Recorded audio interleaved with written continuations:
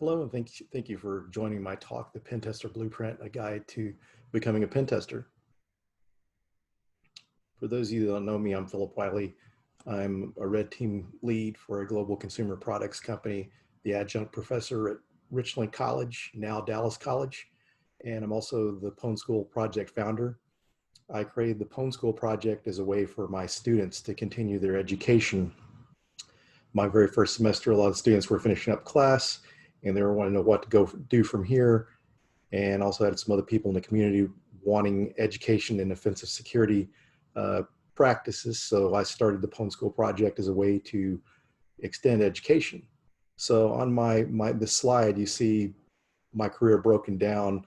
So I've been in IT and InfoSec for over 22 years.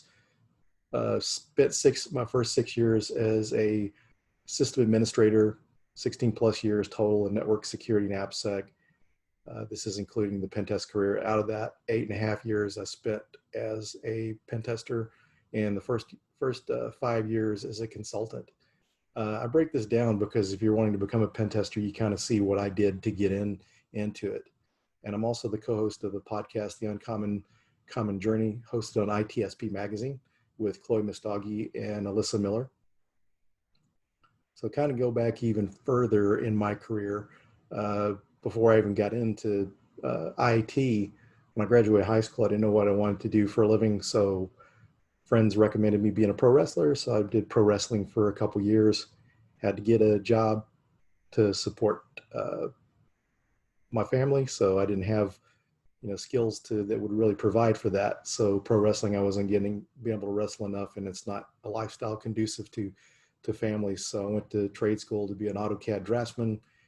And during my AutoCAD career, I found out about system administration. It seemed a lot more interesting to me than AutoCAD. So I made the switch to system administration, and eventually moved into InfoSec, spending the first part of my first year and a half doing network security, and then moved into AppSec, is where I found out about penetration testing, and then moved into penetration testing. And so each semester I share the slide with my students. With great power comes great responsibility. Only hack if you have permission to hack, and even better with written permission.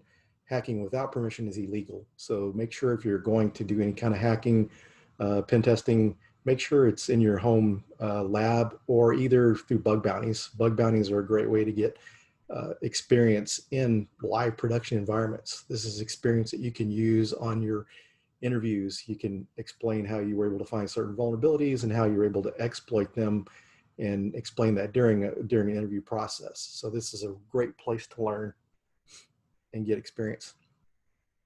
So what is pen testing? So pen testing is assessing security from an adversary's perspective, kind of assessing things the way a cyber criminal would. And so that's in hopes of discovering what a malicious actor might find, to be able to remediate those and protect against those vulnerabilities. And why pen testing? If you understand the adversarial perspective of your security posture, then you're able to better protect it. You're able to better justify remediation. Sometimes remediation is more than just making a configuration change.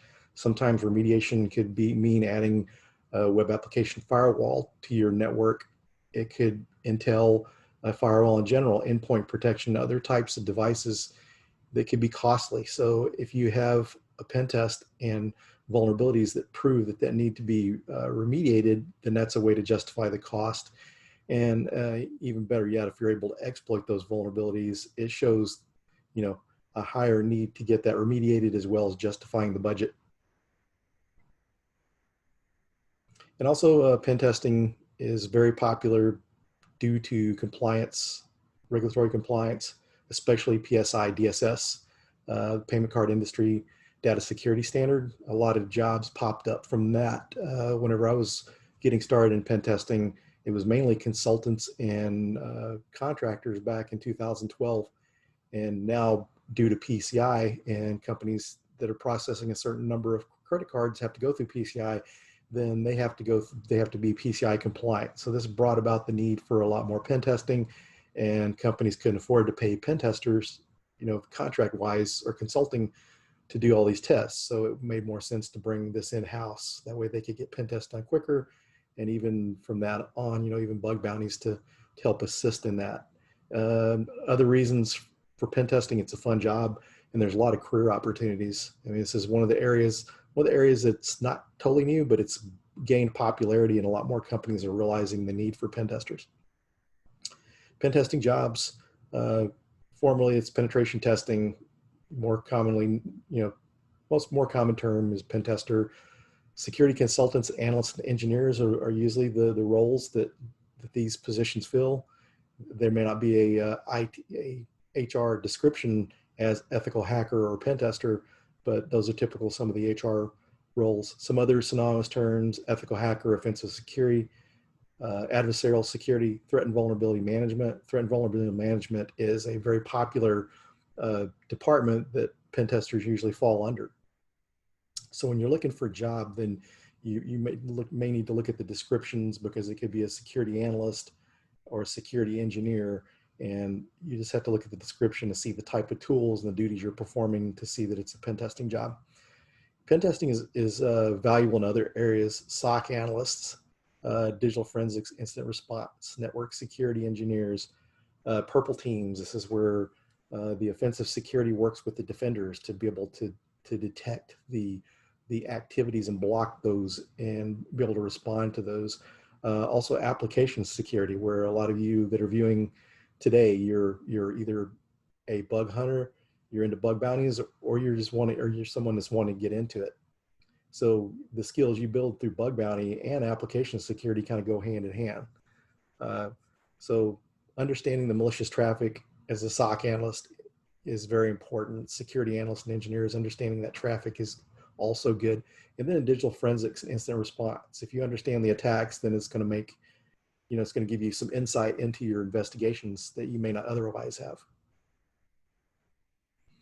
Different types of pen test targets. So network, application, hardware, transportation, your different vehicles.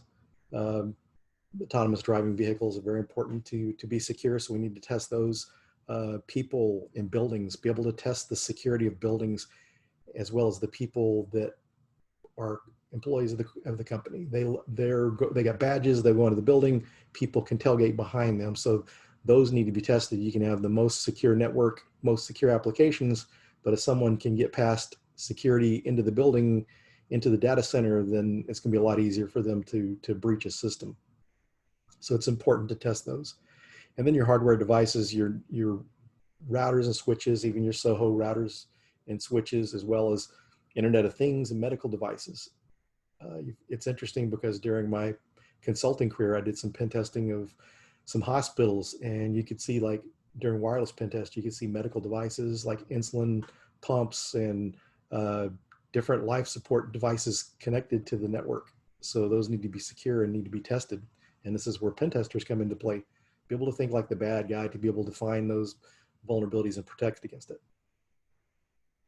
Different types of pen test knowledge. So traditionally you hear of a black box pen test, white box, and gray box. Your black box is going to be more similar to what an adversary would attack. So you're seeing more of what a real world attack would be like. So this is very limited information, maybe an IP address, maybe URLs. I did a black box pen test, more of a full scope pen test back in 2008. And all we had for the client, we knew the name of the client.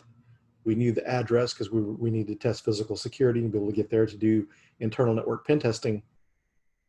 So we were able to do recon, and I was able to find information on the company through like Shodan that we weren't able to find devices in the network blocks.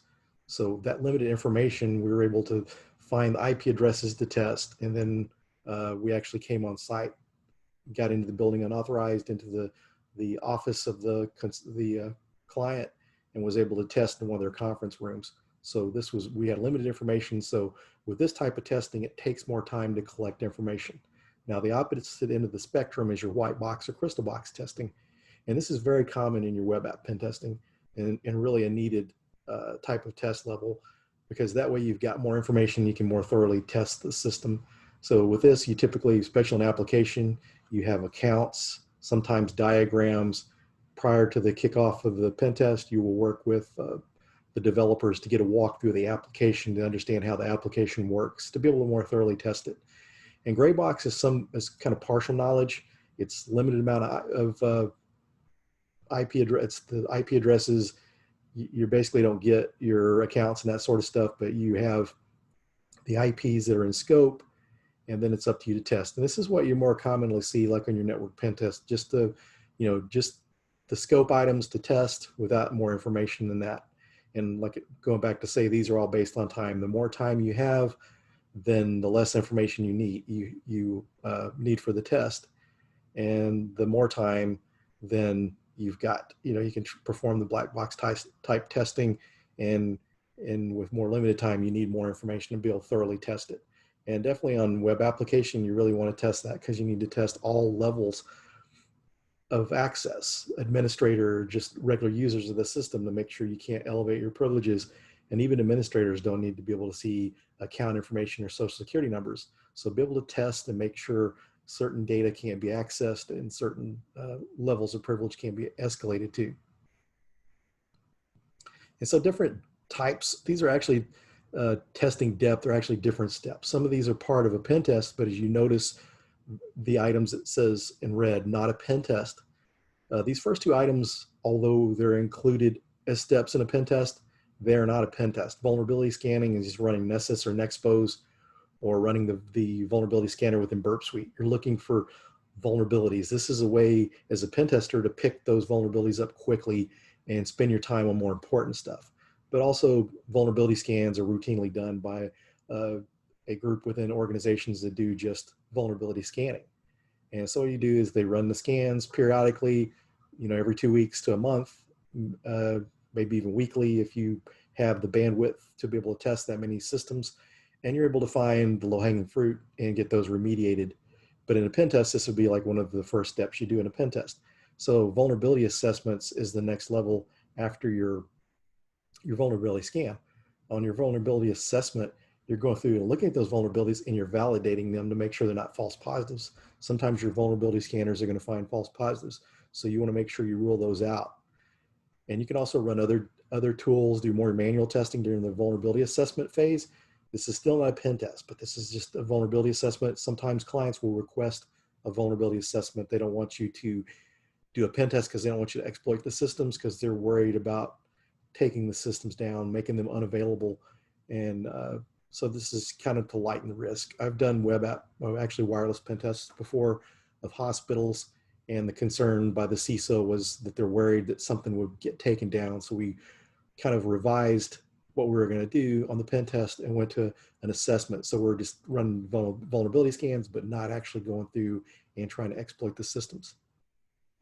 So the next step of this process, after you've done your vulnerability assessment, you've validated your vulnerabilities, found anything manual or using other tools, then you come to the pen test phase, the pen test level. This is actually going through and exploiting the vulnerabilities that you found during the pen test. And once you exploit those, you see if you can escalate privileges, if you're able to get lateral movement, take accounts, and connect to other systems.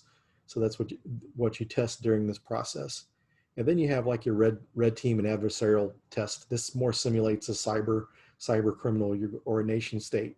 You're going in, and it's not the importance of finding every single vulnerability. It's just finding how those can be exploited to do serious damage to the company, as far as collecting information or actually gaining access to, possibly if it's a banking system, just going through. And this, you're really focused on getting the important stuff, not wasting your stuff with just vulnerabilities. You want to focus on exploitable vulnerabilities. You're also wanting to, during this process, test the blue team, see if they're seeing you on the network, see if they're responding. And so then after you wrap up this type of engagement, then you can work with the blue team to show them corrective measures, because when this activity is going on, you want your defenders to be detecting it. So this is one way to actually test the blue team, test the people, processes, and technology, and not just test for vulnerabilities. This has become more popular due to PCI pen testing more narrowing the scope of pen tests, and a lot of things getting overlooked. So this is starting to become more popular. You're seeing more red team jobs out there. This is a very exciting and interesting area if you're into more of the network type pen testing, although your web application pen testing skills are very important.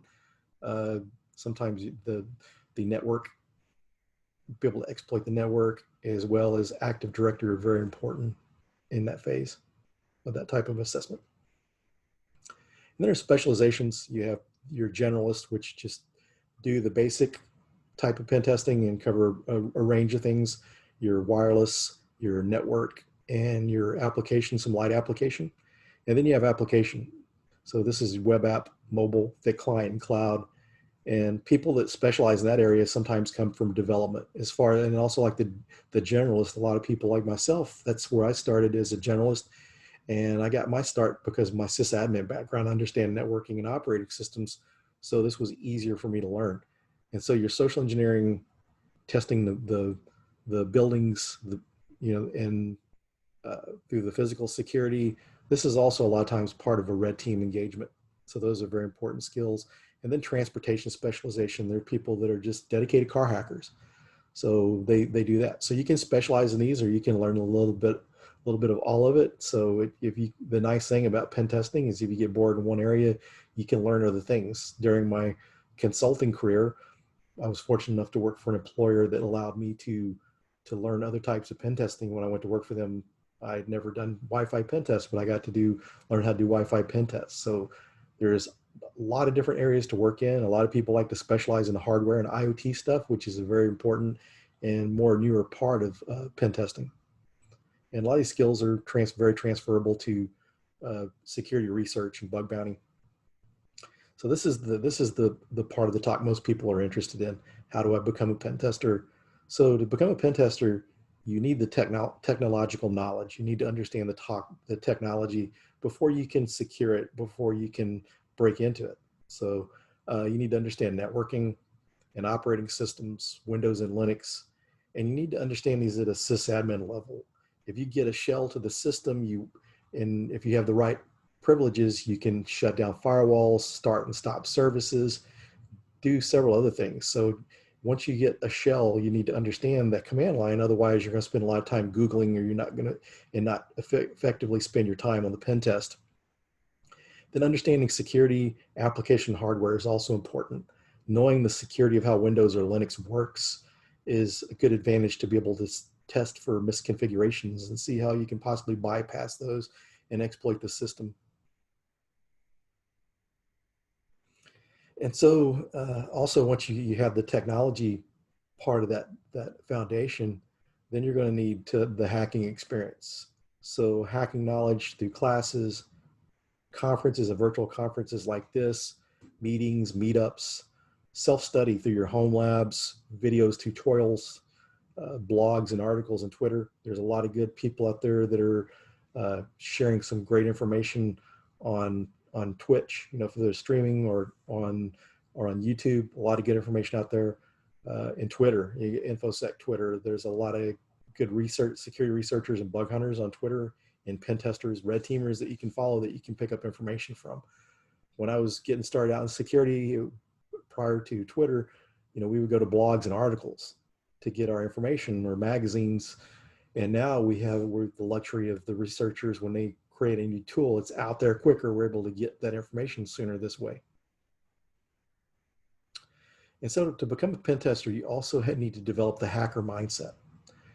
And so the hacker mindset, out of a lot of other areas in security, is one of the areas that really requires more creativity. It's a combination of creativity and analytical thinking.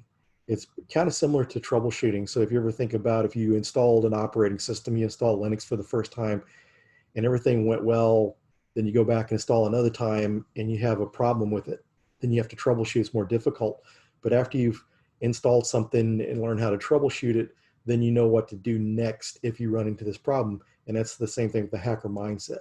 You find a vulnerability, maybe it's like an unrestricted upload, then you know that you can upload some type of shell to that system and possibly get, command line access, get a shell to that system. So you're able to chain together those type of attacks. And the more you practice, the more you're able to chain these different types of vulnerabilities and attacks together to be able to exploit a system.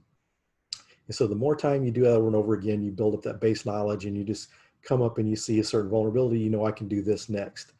So the best way to develop the hacker mindset is through repetition and hands-on hacking experience, spending your time in your lab, CTFs and that sort of thing, bug bounties, going through, and after you'll see some vulnerabilities that are very common, and then you know how to exploit those. So that way you just, you know, constantly practicing, this is the way you develop that mindset. And the Pentester blueprint formula is technology knowledge plus security knowledge plus the hacker mindset. With these things combined, you'll have what it takes to be a penetration tester. And where to start? Where do you start in this journey? You need to develop a plan and do like a gap analysis on what you're missing. So you go through and look at the skills you have that are needed, like your networking operating systems. You also look at like Linux. You know, Linux is very important as a pen tester. There's a lot of good tools, although there's tools on Windows too that can be leveraged, and I recommend knowing both of those. But going through and fill in gaps on the things you don't know. So if you're starting from scratch, a good example of where to start would be follow like the pen test, say start with A+ level certification knowledge. You don't necessarily have to get those certifications, but learn the materials from the A+ certification, learn the items from the Network Plus and the Security Plus, and now there's the Pentest Plus. Learn those items, and that will give you a good base for pen testing. If you're wanting to do bug hunting, then maybe even spending some time learning some web development. Learning how to do web development is going to help you be a better bug hunter. So basically, when you're developing that plan, look at the pieces you're missing. And you know, if you're needing to build that hacking experience, do capture the flags, bug bounties, and build labs. And no matter what level you're at, build a lab. If you're in IT, then you know you're going to have some basic skills. So gain your Linux skills, your security skills.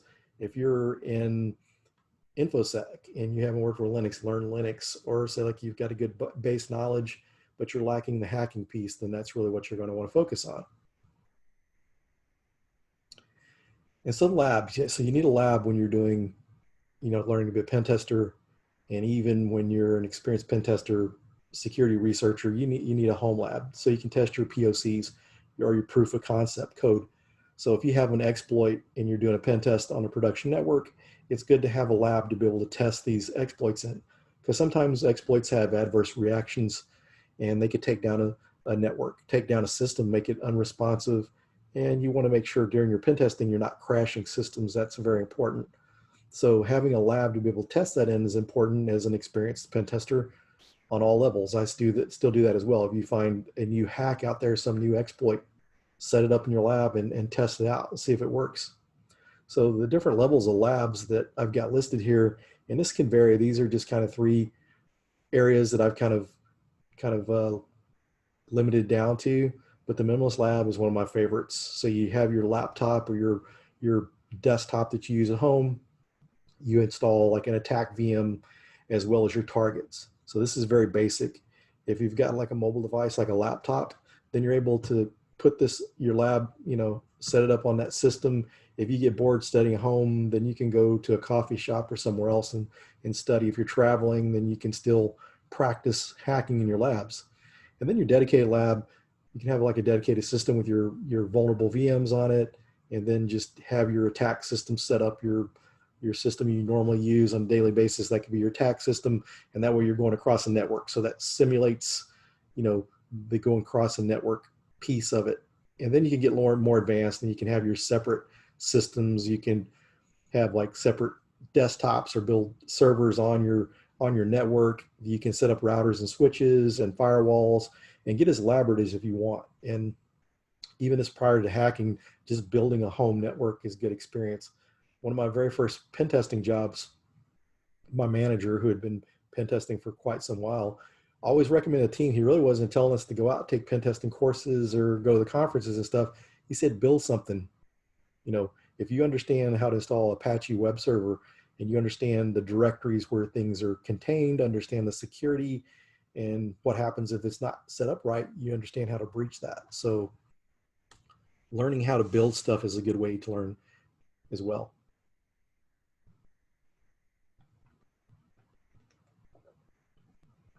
And one thing to keep in mind with your home labs, if there's something your priority is to learn the hacking piece, learning the tools, then you may want to be more simplistic with your lab, because I've run into things in the past where I had my lab and I had a hard drive go bad. That could happen on any level of lab. But the thing here is too, is the more elaborate it is, the more chance that you're going to have system failures and you're having to rebuild that. So keep that in mind. And so when you build your home lab, you're going to need a TAC platform. And so Kali Linux, Parrot OS are really two options that are great from a Linux standpoint, as well as Ubuntu. You can use Trusted Sec's Pentester framework, and it's a script that will install all the tools that are like in Kali Linux or Parrot OS. So if you like Ubuntu and that's the way you want to go, this is a great way to go. I've done that before in the past. I would run like Ubuntu as my host OS with the Pentester framework tools. So I had the pen testing tools on there, and I still had like a Kali Linux VM as well as like a Windows VM with some administrative tools and some hacking tools on that. And so with Windows, you have Commando VM scripts by FireEye. You can install that set of scripts, and what that does is that contains a lot of the different pen testing tools that you'd use during a pen test that run on Windows. And then also with that, there's the Flare VM, which is FireEye scripts for reverse engineering. So you set that up on a Windows VM, you can do all sorts of reversing on that system, and then you have like a Windows device to test with. And I recommend learning how to pen test with both. There's times that using Windows may be more conducive and have tools and stuff that run natively that would be a better choice at times. So having both of those are a great option. And Parrot OS, I've really gotten to like Parrot OS up until recently. I hadn't worked with Parrot OS, but Parrot OS works really great for wireless pen testing.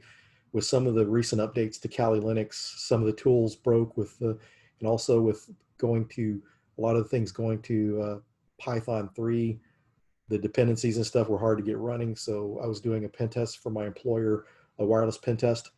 And so I'd use Parrot OS, and I was able to get a certain alpha driver to work that I couldn't get working on Kali Linux, as well as all the tools worked. There wasn't any things I really had to add extra to that, as well as any extra tools that I needed to add. I was able to add easily. So Parrot is really good for wireless, and also to it makes a good daily driver Linux, because security and privacy are kept in mind. There's some really good privacy plugins built into Parrot OS too. So it's a really great product, as well as the support. I was installing something the other day, and oh yes, my work test laptop, I was trying to get the video drivers to work with Hashcat. And so fortunately their website had good documentation on how to install the drivers and get it to work. So that's really great. Sometimes other distributions, it's hard to find the documents to install drivers and software properly. And so the home lab targets, you need a target to attack. So you want to create your vulnerable VMs. So you can go to VulnHub and download some VMs. There's a lot of great VMs on there. A lot of them are retired CTF VMs. People build CTFs for different conferences, and they'll later on go up and upload those to VulnHub. Share those with the community, so you can download those and use those for practice targets. I've used some of those in my home lab, and it's been a really good choice. And Metasploit 2 and 3, those are two VMs I highly recommend. I would make sure to install those two, because the thing about those two, you can install version 3 on Windows, which you need practice in a Windows environment. Most of your corporate environments are going to be mainly Windows, so you need practice with that. There's a lot of vulnerable VMs on Linux due to Linux being free. Metasploitable 3 uses the free version or a limited time version of Windows, because Microsoft will post up VMs for developers to test their web apps in different browsers. So that VM of Windows, certain Windows versions is available for download for a free trial. So that's used in Metasploitable 3. OWASP has a lot of good resources. WebGoat's just one of them. There's a couple different versions of WebGoat, as well as Juice Shop on their site. A lot of vulnerable VMs. a lot of vulnerable apps, and some of those apps are online. And then you can create your own targets. ExploitDB is a good place for exploits, but it also has vulnerable software. So you can go out there and download the vulnerable versions of the software and actually use those to use the exploits against. So that's a really good way to build a lab. And you can kind of get together with some friends and you can do like CTFs. You can build a vulnerable VM that you know what's on it, but your friends don't, and you can challenge each other. So that's a good way to learn as well. And recommended reading here. Actually, one of the presenters of the conference, the very well-known Georgia Weidman, in her book, The Penetration Testing, A Hands-On Guide to Hacking. This was the book I was using for the first year of teaching at Richland College. I was teaching my ethical hacking class. And the thing I liked about this book is it shows you how to build a lab. And that's what my class lab was based off of. I later went on to the Pentest Plus to give students certifications to prepare for, since certifications can help you sometimes in your job search. So we switched to that. The Hackers Playbook 2 and 3 is what I go to next. After George's book, you're going to learn the basics of pen testing, and so the Hacker Playbook gets into more types of techniques and stuff that you're going to use in an actual real-world pen test. Version 2 and 3 are slightly different. Version 3 gets into more red teaming, so you definitely want both of these books. Start with version 2 and then go to version 3. You learn more of the red team techniques. And the Web Application Hacker's Handbook, the second edition, that is a really great place to start for web app pen testing. And also the red team field manual is also a good little handy reference for different commands and single liners for different technologies that you'll run into during a pen test. And learning resources. So this slide here, I've got it kind of split up. If you look at there's a top section, and you see there's kind of a space between. The top section are paid resources, starting with the most expensive to the least expensive. And the bottom portion are resources that are free. So we have this SANS training, which SANS training is really great. It's created by some of the industry experts. Most of these people work in consulting and they teach for SANS. They develop this content and it's really great stuff. Of taking their web application pen testing course, one of their ICS pen testing course, as well as the advanced pen testing and exploitation development course, which are really good. But these are typically items that you're going to have your employer to pay for, because it's like $7,200 per course, unless you do one of the 2-day courses, which is like $3,800. And then the next level down in a drastic drop in price is eLearn Security and Offensive Security. eLearn Security I really like because it really gets into good detail. And actually, if you're wanting to learn web app pen testing, they have a really good web app pen testing course. I've taken that in their mobile pen testing course. And so with them, as well as offensive security, you have to perform pen tests to pass the certification exam. And then virtual hacking labs is a nice one for preparing for the OSCP, doing network pen testing. There's like Windows and Linux systems set up in an Android system that you're able to hack. They give you hints on the easier systems. The more difficult systems, they give you less experience. So they start out easy and build you up to where you're starting to build that mindset and you don't need the help. And then you're getting to the point where you're on your own, which is good compared to like offensive security, that there's no hints there. You have to just go in and do it all on your own. That's a good way to learn. But with the virtual hacking labs, they kind of gradually help you learn those skills in advance to more difficult systems. Pentester Lab and Pentester Academy are great resources. Pentester Lab is mostly web application pen testing, but they also have some Linux security stuff in there, so you can learn how to breach and exploit Linux vulnerabilities. If there is a possibility to get a shell on a system, they show you that. Some of the other courses really don't go into details about be able to get a shell to a system, but they do that. That's a really good resource there. And then Practical Pentest Labs is $64 for lifetime access. I believe it's mainly, if not all, Linux systems. You have a VPN access to that environment. And there's probably about 12 to 20 systems. And it's a really good resource to learn there. Then also you got your resources from your bug bounty companies like HackerOne and BugCrowd. BugCrowd University has some videos and some tutorials on there, and HackerOne has Hacker 101. This is a great resource. There's an online CTF, so you're actually getting something to practice those skills against. So that's a really great way to learn. The SANS Pentesting blog, they have a lot of cheat sheets out there and little tutorials on how to use certain tools. And hackingtutorials.org is created by the creators of Virtual Hacking Labs. There's different tutorials on how to use Nmap. Metasploit, different tools and techniques. That's a great place. Cybrary has some free content. Web Security Academy from the creators of Burp Suite and the Web Application Hackers Handbook.